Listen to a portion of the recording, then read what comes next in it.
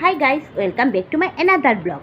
এগুলি হচ্ছে গিয়ে শ্রাবণ মাসের কাচের চুড়ি। আমি চুড়ি কিনেছি, তো আমি এই চুড়িগুলি কীভাবে সহজে পরে নিয়েছি সেটা আপনাদের দেখিয়ে দিচ্ছি।